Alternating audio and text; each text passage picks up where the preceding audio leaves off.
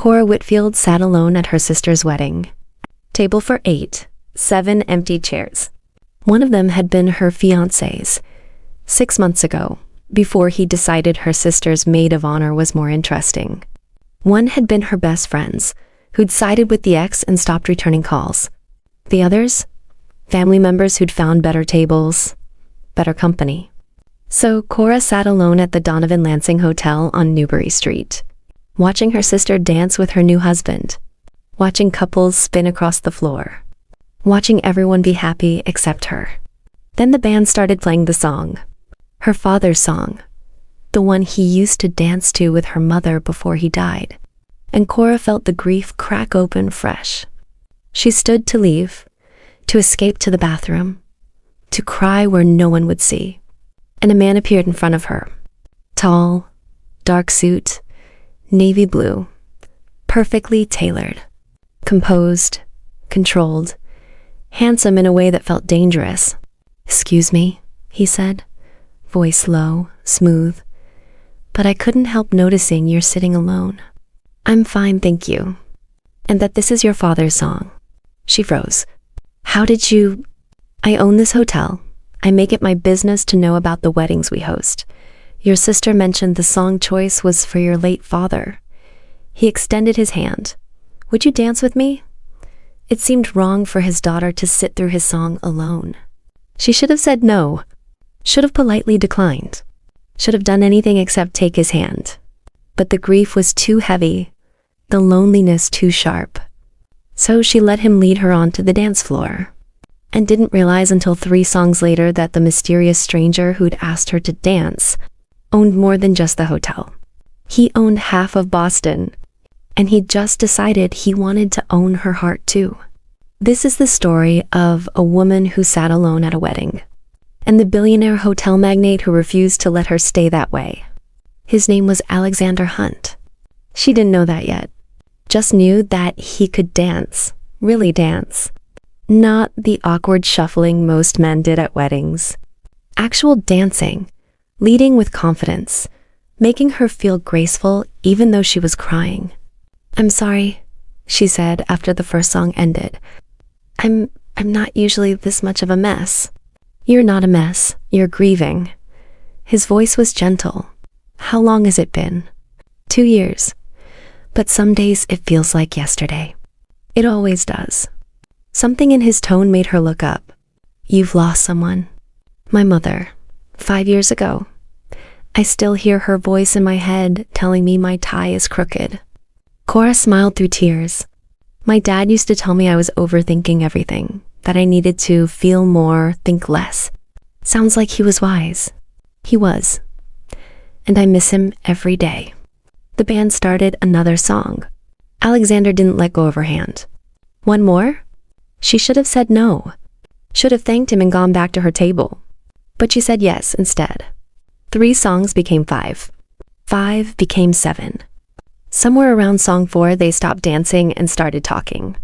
He led her to a balcony, away from the crowd, where Boston glittered below them. "I'm Cora, by the way. Cora Whitfield, sister of the bride.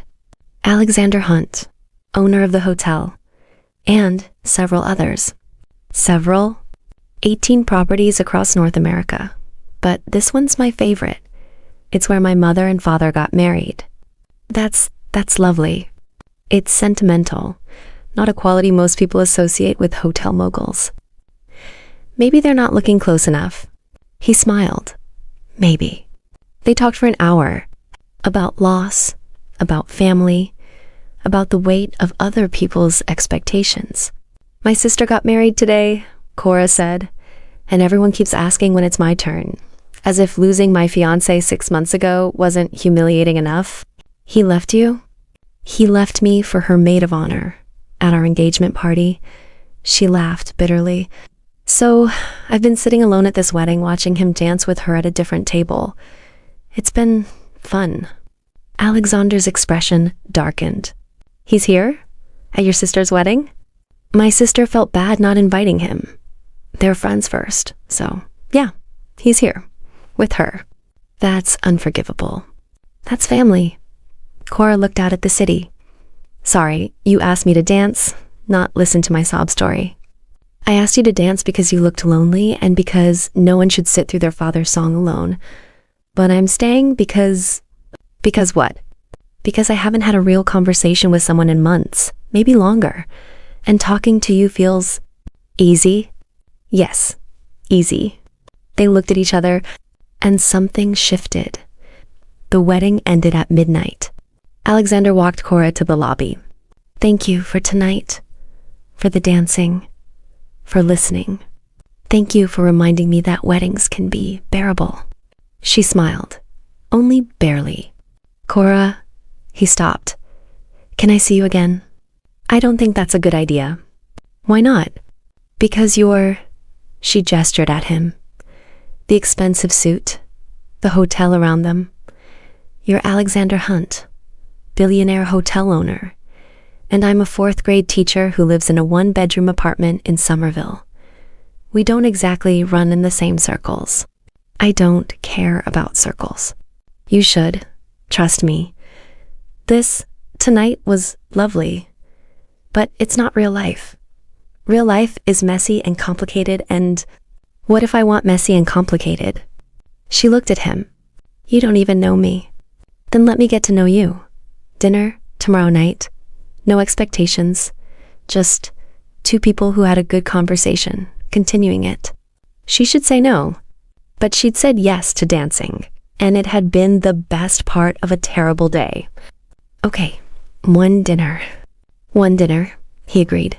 He smiled, and Cora realized she was in trouble. 1 dinner became 3. 3 became weekly. Alexander courted her the old-fashioned way.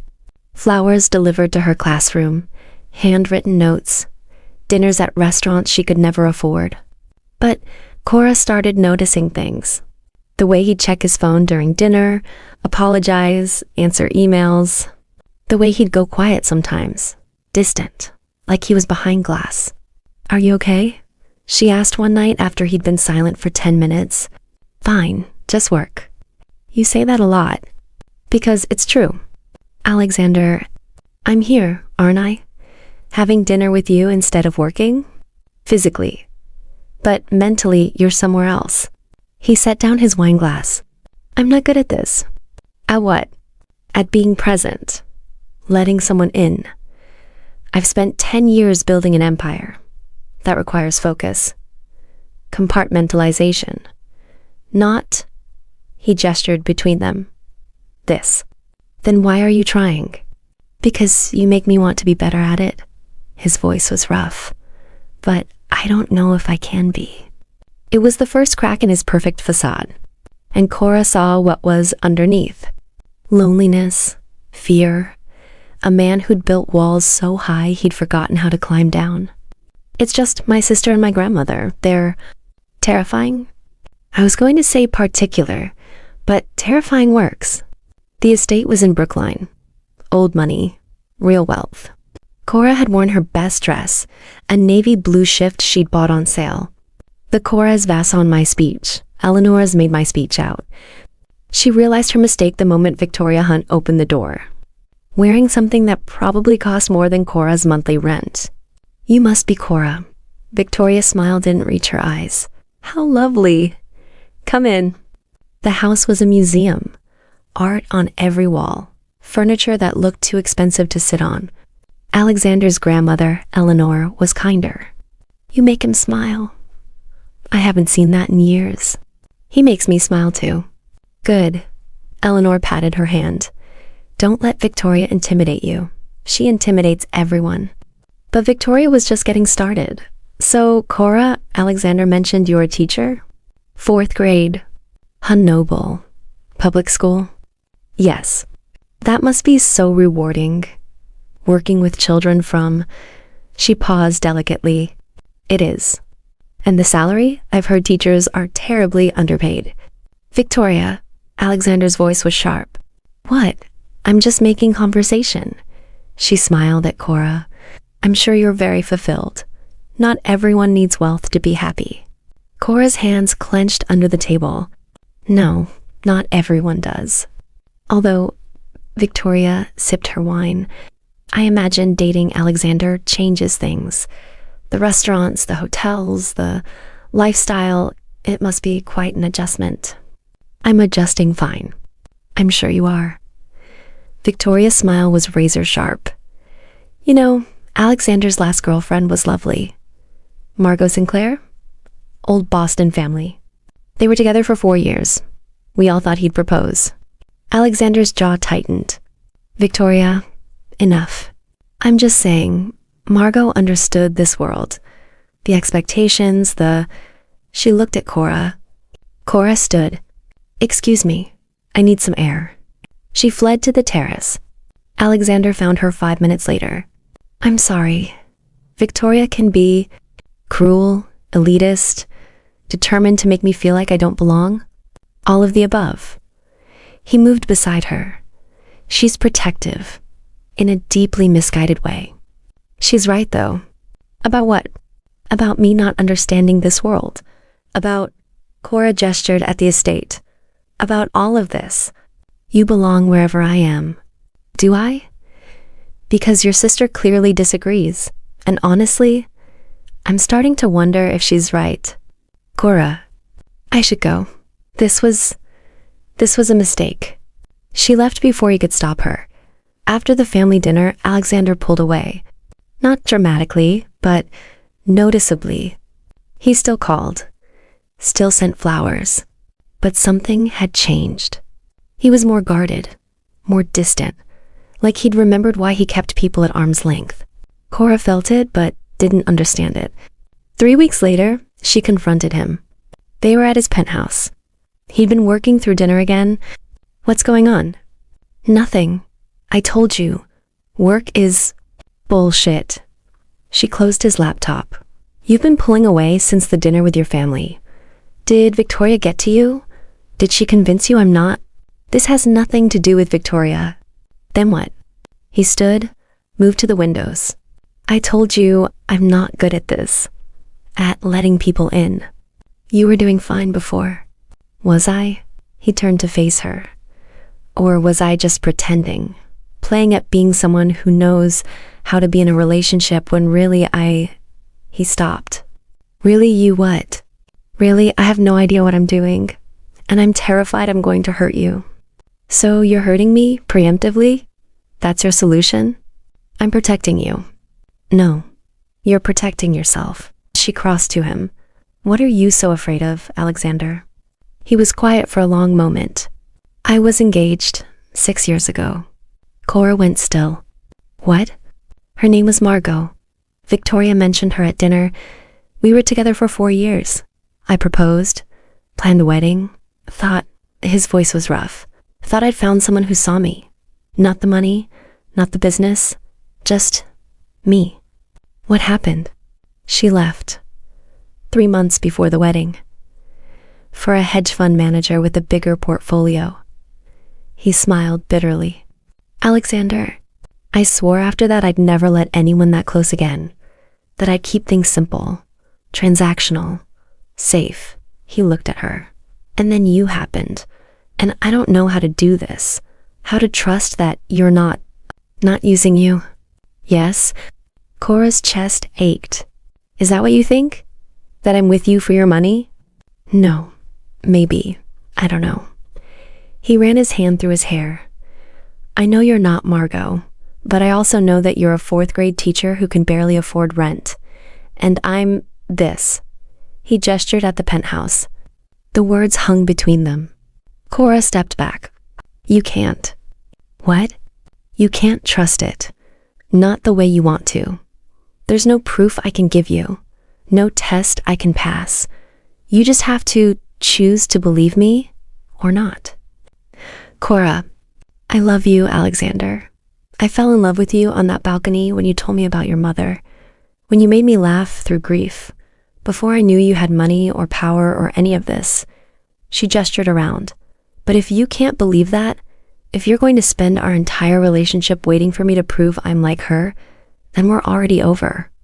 She grabbed her coat. Wait. No. You wait. You figure out what you actually want. If it's me, the real me, not some test you need me to pass, Call me. If not, her voice broke. If not, don't. She left, and Alexander stood alone in his empty penthouse, realizing he'd just done exactly what he was afraid of. Pushed away the best thing in his life. 2 days later, Cora's ex-fiancé showed up at her apartment. Drunk. Angry. I heard you're dating Alexander Hunt. You need to leave, Michael. Alexander fucking Hunt. The billionaire. That was fast. We broke up 6 months ago. And you landed a billionaire. Congratulations. He pushed past her into the apartment. Did you plan it? Did you sit at that wedding looking pathetic on purpose? Bait for a rich guy feeling charitable? Get out. You don't belong in his world, Cora. You know that, right? You're a 4th grade teacher who shops at Target. He's going to wake up one day and realize he can do better. Like you did. I left you for someone real. Someone on my level. Not someone playing dress up in borrowed clothes. Those clothes cost more than your car. Exactly. Michael smiled cruelly. You're his charity case. His good deed. Look at you. You don't even own a dress that costs more than $100. You probably can't even pronounce half the things on the menus he takes you to. The words hit harder than they should have, because part of her believed them. He loves me, she said, but her voice wavered. Michael heard it. Does he? Or does he love the idea of saving you?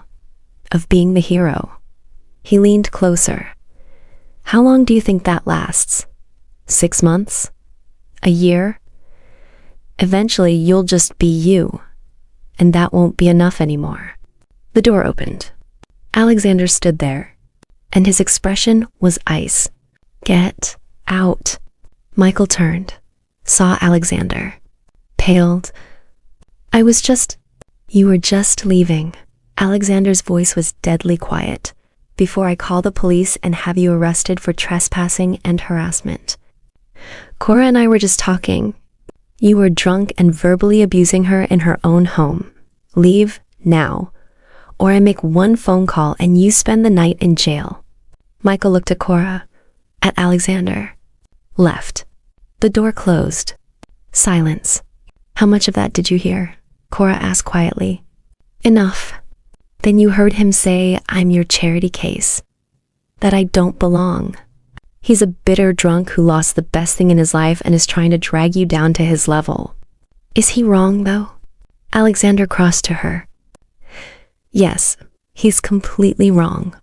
Am I your good deed, Alexander? Your project? The poor teacher you? He kissed her. Hard. You're the woman I'm in love with. The woman I've been too scared to trust. The woman I just spent 2 days realizing I can't live without. He pulled back. I'm sorry. For pulling away. For making you feel like you had to prove something. His voice broke. For almost letting fear destroy the best thing in my life.